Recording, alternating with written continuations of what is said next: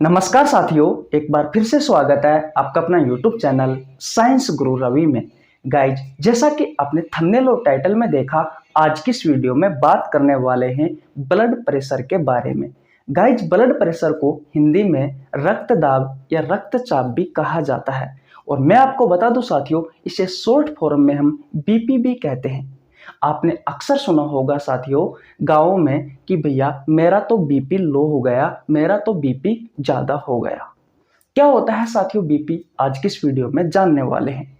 साथियों, एक स्वस्थ व्यक्ति में बीपी का मान कितना होना चाहिए, आज की इस वीडियो में आपको पता लग जाएगा। गाइज, ब्लड प्रेशर को हम जिस यंत्र से मापते हैं उस यंत्र का नाम क्या है, इस वीडियो में आपको सब जानने को मिलेगा। इसके अलावा साथियों मैं आपको बता दूं, जब आपकी बीपी कम हो जाती है तो उसे क्या कहा जाता है और जब आपकी बीपी अधिक हो जाती है तो उसे क्या कहा जाता है।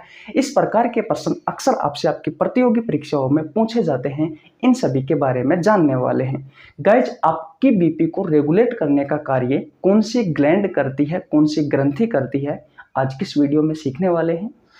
आपकी बीपी को रेगुलेट करने का कार्य कौन सा हार्मोन करता है, इस वीडियो में आप जानने वाले हो। ब्रेन का कौन सा हिस्सा आपकी बीपी को रेगुलेट करता है, इन सभी क्वेश्चनों के जवाब आपको इस वीडियो में मिलने वाले हैं। तो गाइज, जुड़े रहिए हमारे साथ और हेडिंग लगा लीजिए साथियों, ब्लड प्रेशर। ब्लड प्रेशर यानी कि रक्तचाप और साथियों रक्तदाब। इसे शॉर्ट फॉर्म में हम साथियों क्या कहते हैं भैया, इसे शॉर्ट फॉर्म में भैया हम कहते हैं बीपी। बीपी, बात क्लियर है? ओके भैया, अब देखते हैं साथियों रक्तचाप यानी कि ब्लड प्रेशर क्या होता है। एक बात सुनना, लास्ट की क्लास में साथियों हमने पढ़ा था ब्लड वेसल्स के बारे में, ब्लड वेसल्स के बारे में यानी कि रुधिर वाहिकाओं के बारे में। रुधिर वाहिकाओं को साथियों हमने आम भाषा में कहा था नस। और साथियों इन नसों में हमारा जो ब्लड है साथियों वो भैया हमारे पूरे शरीर में घूमता रहता है। इतनी बात क्लियर है? गाइस, जब मैंने आपको ब्लड वेसल्स यानी कि रुधिर वाहिका वाला चैप्टर पढ़ाया था तो मैंने आपको बताया था कि आपकी ब्लड वेसल्स होती है वो भैया 3 टाइप की होती है। नंबर 1 पर आता है साथियों धमनी, जिसे कहा जाता है आर्टरी। नंबर 2 पर है भैया शिरा, जिसे कहा गया था भैया वेन्स। और नंबर 3 पर आती है साथियों केशिका, जिसे कहा गया था कैपिलरीज। कैपिलरीज, बात क्लियर है? मैंने आपको यह भी बताया था साथियों कि जो धमनी होती है उन धमनियों में भैया शुद्ध रक्त बहता है, शुद्ध रक्त बहता है। और शिराओं में साथियों अशुद्ध रक्त बहता है,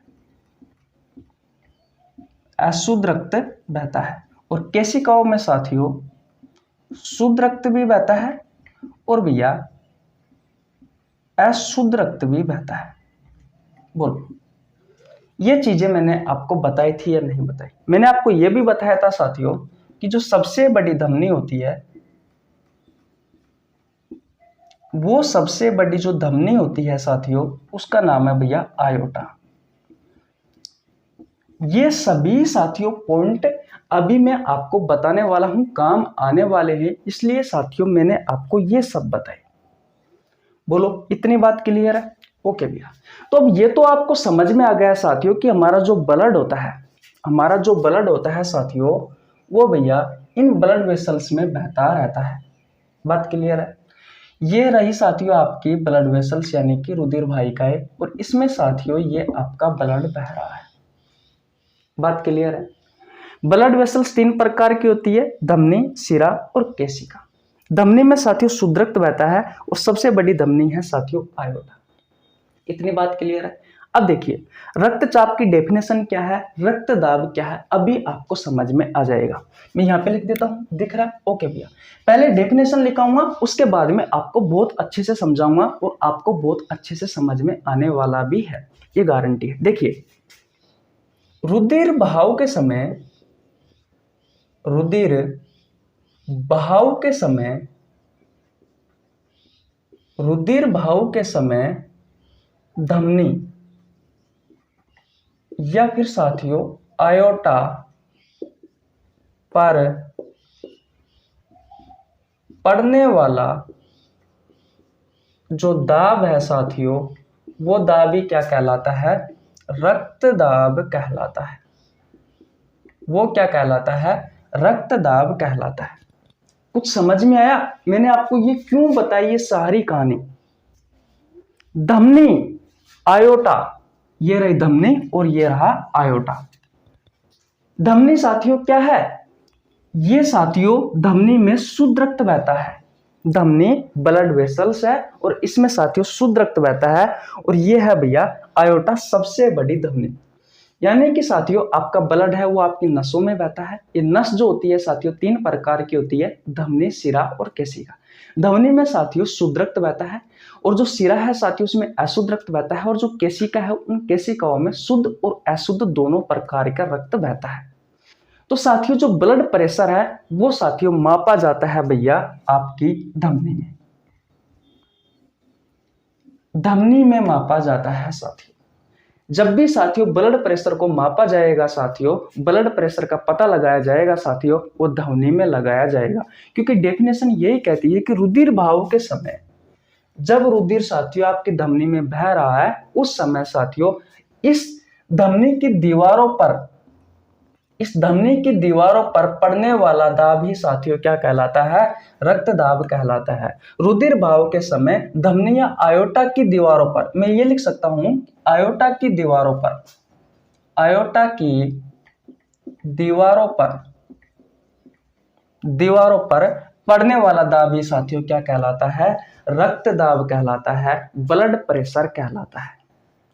बोलो साथियों, आपकी धमनी में रक्त बह रहा है, आपकी धमनी में ब्लड बह रहा है। ब्लड बहते समय साथियों आपकी धमनी की दीवारों पर पड़ने वाला जो दाब है वो क्या कहलाता है साथियों? ब्लड प्रेशर कहलाता है, रक्तचाप कहलाता है, रक्तदाब कहलाता है। और इसे हम क्या कहते हैं साथियों? बीपी कहते हैं। धमनी में साथियों शुद्ध रक्त बहता है और साथियों सबसे बड़ी जो धमनी है भैया उसका नाम है आयोटा। तो अगर आपसे कोई क्वेश्चन पूछे साथियों कि भैया जो धमनी है साथियों, जो ब्लड प्रेशर है साथियों वो किस में मापा जाता है, तो याद रखना साथियों धमनी में मापा जाता है या फिर आयोटा में मापा जाता है। इतनी बात क्लियर है? ओके भैया, अब क्वेश्चन आता है साथियों कि भैया धमनी और आयोटा में तो ब्लड प्रेशर मापा जाता है, लेकिन किस यंत्र की सहायता से मापा जाता है? तो जब आप बीमार पड़ते हो तो आपने देखा होगा साथियों आपका दायां हाथ नहीं साथियों, जो बायां हाथ होता है, इस बायां हाथ में साथियों एक पट्टा लगाया जाता है और साथियों सामने एक मशीन रखी होती है। यहाँ पर ऊपरी भुजा में साथियों यहाँ पर पट्टा लगाया जाता है और डॉक्टर के सामने साथियों एक मशीन लगी हुई होती है। पट्टा लगाकर साथियों वो डॉक्टर देखता है कि भैया उसमें कुछ मान होते हैं। वो मान हमको तो नहीं दिखते लेकिन डॉक्टर तो देखता है, क्योंकि हम तो जानते नहीं है। लेकिन आज के बाद में साथियों अगर आप कभी बीमार हो, भगवान चाहे ऐसा किसी के साथ ना हो, लेकिन फिर भी अगर आपको किसी के साथ देखने का मौका मिले तो देखना साथियों, जो डॉक्टर होता है साथियों मशीन में देखता है। अगर वो मान, उस मशीन को क्या कहा जाता है, सबसे पहले हम ये समझते हैं। तो उस मशीन को कहा जाता है स्पेग्मोमेनोमीटर। क्या कहा जाता है?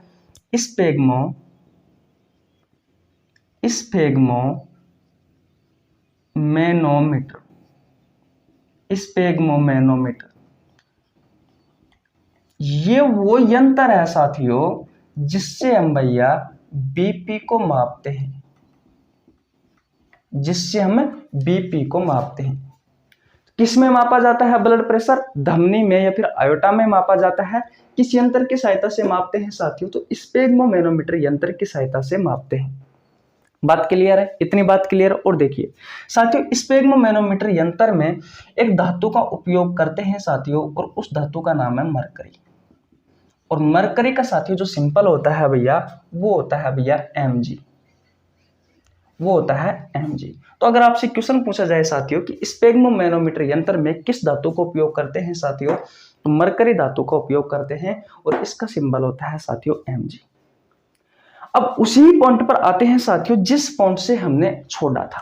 पॉइंट क्या था कि साथियों उस मशीन में जो आंकड़े होते हैं साथियों वो कितने होते हैं। तो याद रखना, एक जो स्वस्थ व्यक्ति होता है, स्वस्थ व्यक्ति जिसमें साथियों कोई बीमारी नहीं होती है, जिसका ना तो बीपी कम है ना बीपी ज्यादा है, यानी कि बीपी आपका जो ब्लड प्रेशर है साथियों वो बिल्कुल सही है, तो वो मान होगा साथियों 120 mmHg बटा 80 mmHg। अब भैया ये क्या है Hg? तो साथियों आपको समझ में आ गया कि स्पेग्मोमैनोमीटर यंत्र के द्वारा जब हम ब्लड प्रेशर को मापते हैं तो भैया धातु का उपयोग करते हैं मरकरी, जिसका सिंबल है Hg। तो ये तो बात आपको समझ में आ गई Hg क्या है, लेकिन हमें ये समझ में नहीं आया कि भैया ये 120 क्या है और ये 80 क्या है। तो इसके बारे में भी चर्चा करेंगे। फिलहाल आपको ये ध्यान रखना है कि जो स्वस्थ व्यक्ति होता है साथियों उसका जो ब्लड प्रेशर का मान होता है वो भैया 120 mmHg बटा 80 mmHg होता है। बोलो इतनी बात क्लियर हुई या नहीं हुई?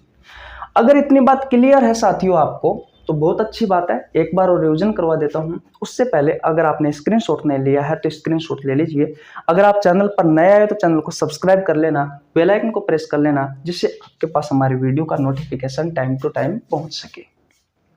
गाइज अगर आपने ब्लड वेसल्स वाला चैप्टर नहीं देखा है तो आपको नीचे लिंक डिस्क्रिप्शन में मिल जाएगा, आप जाकर चेकआउट कर सकते हैं।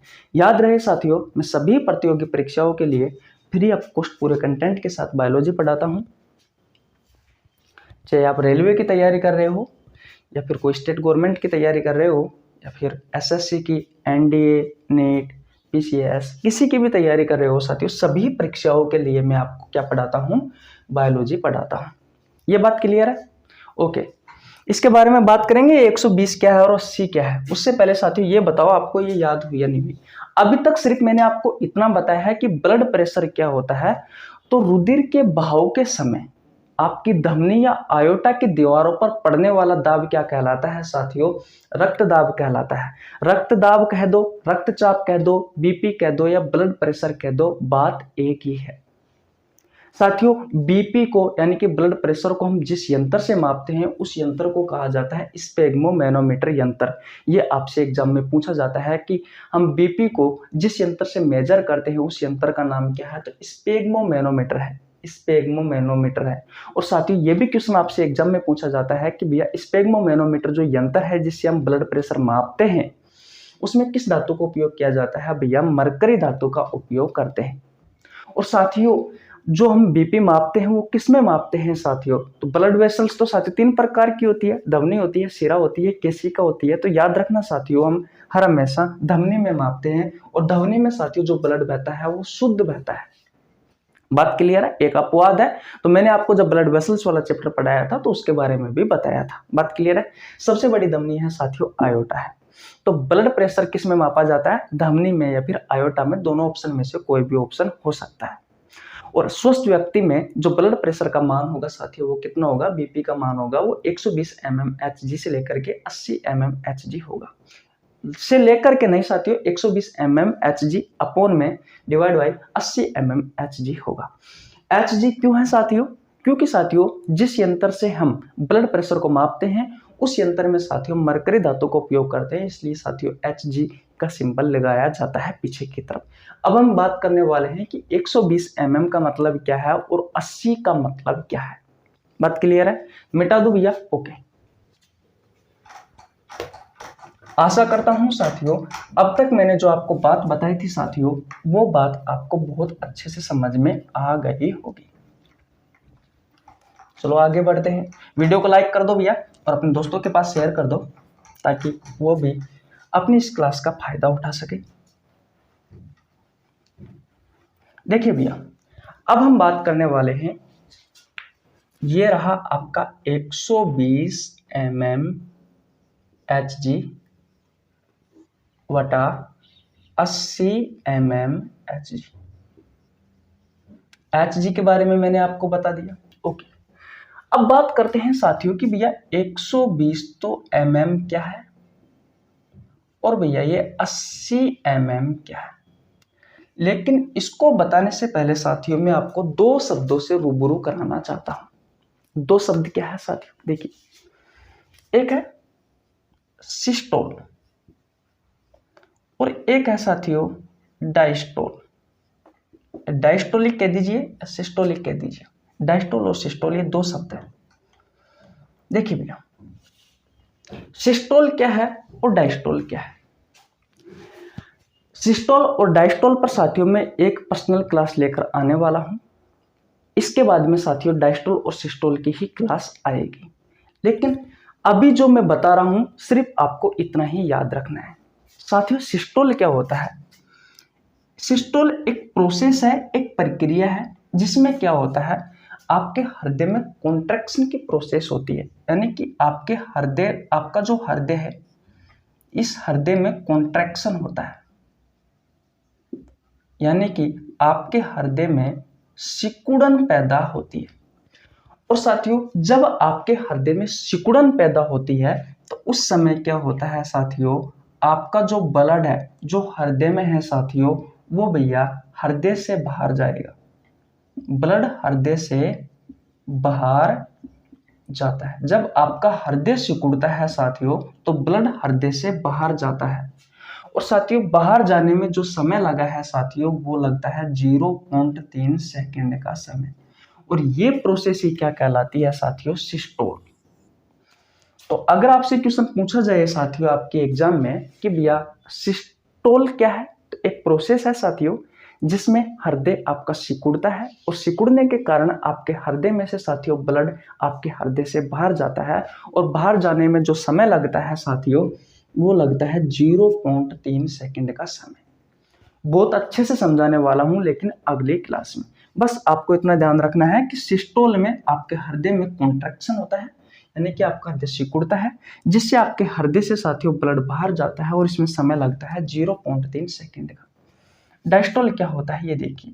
इसमें क्या होता है साथियों, आपके हृदय में रिलैक्सन होता है, रिलैक्स होता है आपका हृदय। आपके हृदय में साथियों फैलाव पैदा होता है।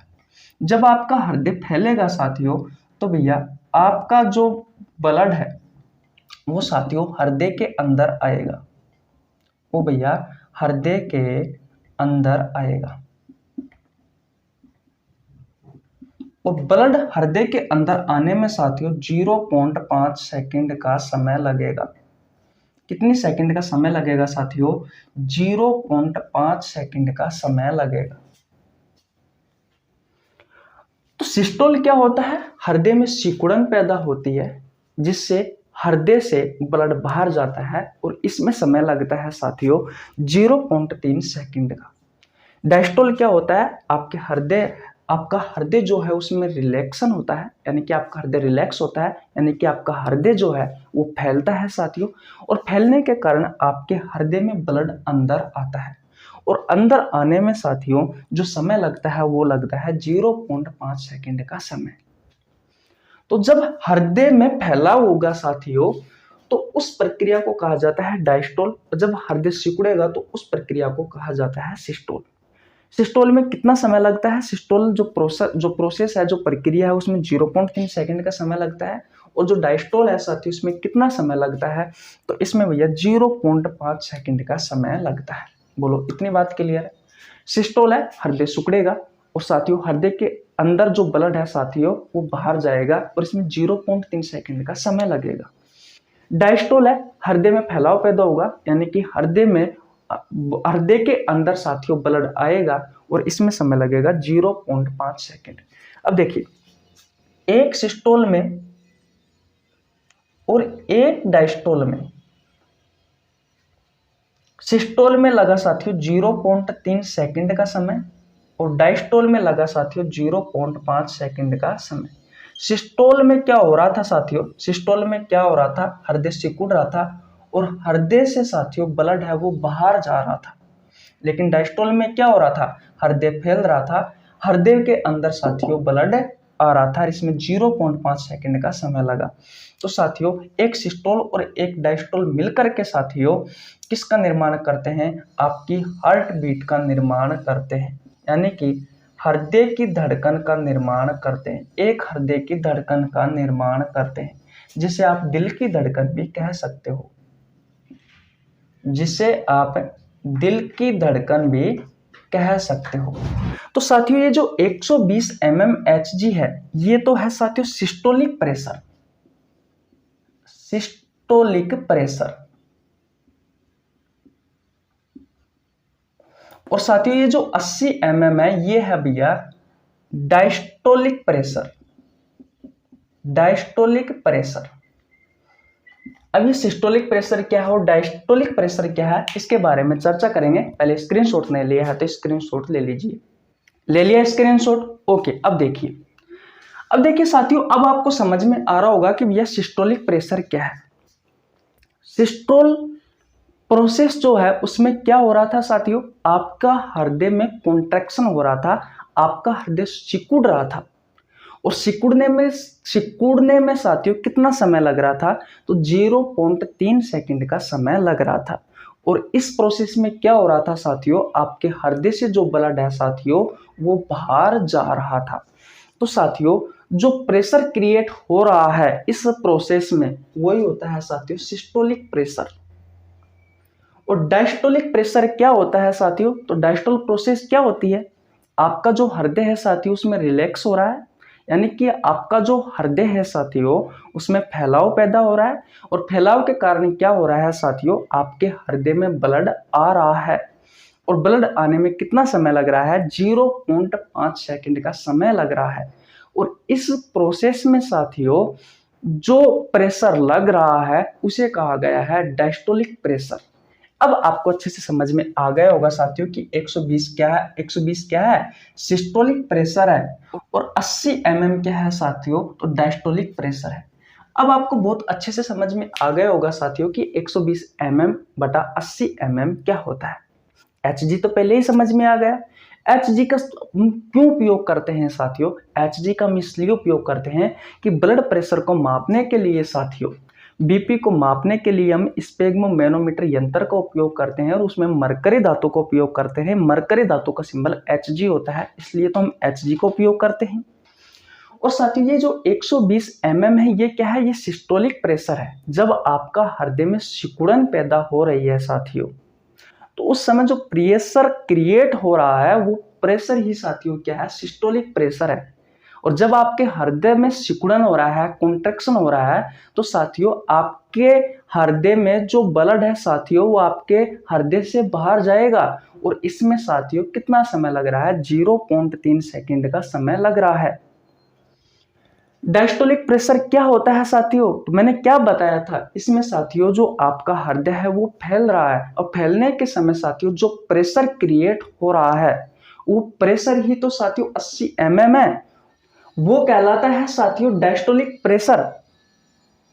जब आपका हृदय फैल रहा है साथियों, तो फैलने के कारण जो प्रेशर उत्पन्न हो रहा है साथियों वो प्रेशर ही तो है डायस्टोलिक प्रेशर। और जब आपका हृदय फैलता है साथियों तो आपके हृदय के अंदर ब्लड आता है और इसमें समय लगता है 0.5 सेकंड का। तो ये होता है साथियों 120 mm सिस्टोलिक प्रेशर। और डायस्टोलिक प्रेशर जो होता है वो होता है 80 mm। तो अब आपको समझ में आ गया कि एक स्वस्थ व्यक्ति है साथियों उसमें भैया बीपी का मान कितना होना चाहिए, 120 mmHg बटा 80 mmHg होना चाहिए। 120 mm क्या है, सिस्टोलिक प्रेशर है, और 80 mm क्या है, डायस्टोलिक प्रेशर है। बोलो भैया क्या इतनी सारी बातें आपको समझ में आई या नहीं आई, बोलो भैया समझ में आ गई? ओके। अब कुछ बातें हैं महत्वपूर्ण, उनके बारे में और चर्चा करते हैं। स्क्रीनशॉट नहीं लिया है तो स्क्रीनशॉट ले लीजिए, आगे बढ़ते हैं। देखिए भैया, तो जब आप डॉक्टर के पास जाते हो साथियों तो भैया आपका बीपी कितना आना चाहिए, 120 mmHg बटा 80 mmHg आना चाहिए।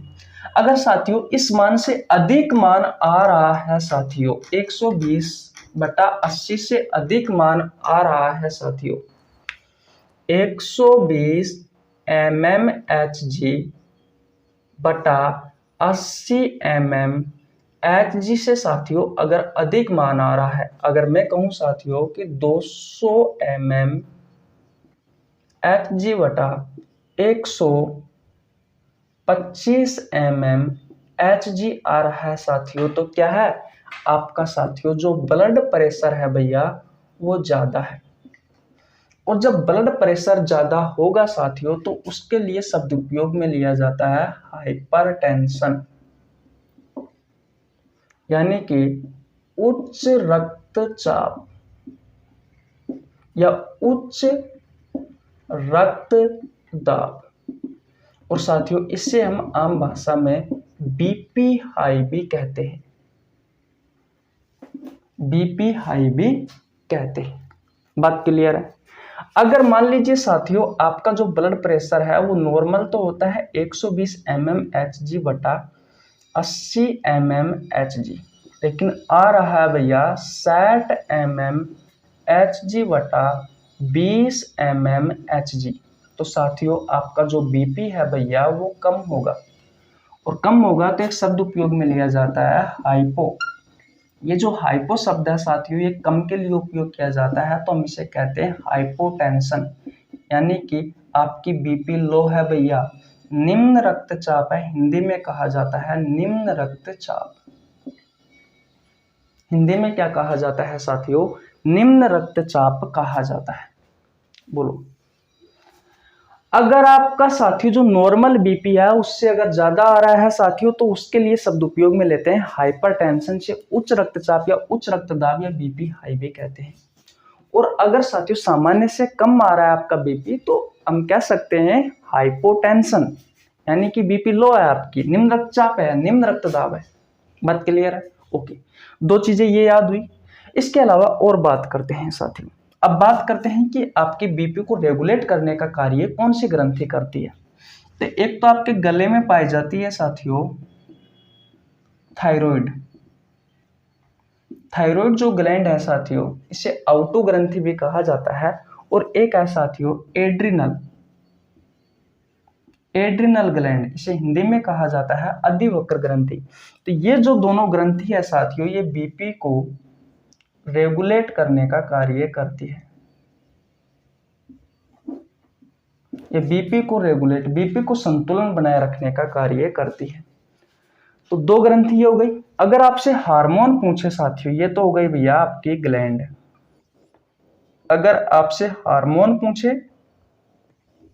ये सभी प्रश्न साथियों आपके प्रतियोगी परीक्षाओं में आते हैं, ध्यान रखना। अगर आपसे हार्मोन पूछे तो थायराइड ग्रंथि से साथियों एक हार्मोन निकलता है थायरोक्सिन, थायरोक्सिन हार्मोन। और साथियों एड्रिनल ग्रंथि से एक हार्मोन निकलता है एड्रिनलिन, एड्रिनलिन हार्मोन। ये दोनों हार्मोन साथियों आपकी बीपी को रेगुलेट करने का कार्य करते हैं। और साथियों अगर आपसे क्वेश्चन पूछा जाए कि भैया ब्रेन का कौन सा हिस्सा आपके बीपी को रेगुलेट करने का कार्य करता है, तो ब्रेन के बहुत सारे हिस्से हैं। उनमें से साथियों जो MO है, मेडुला ओब्लेंगाटा, मेडुला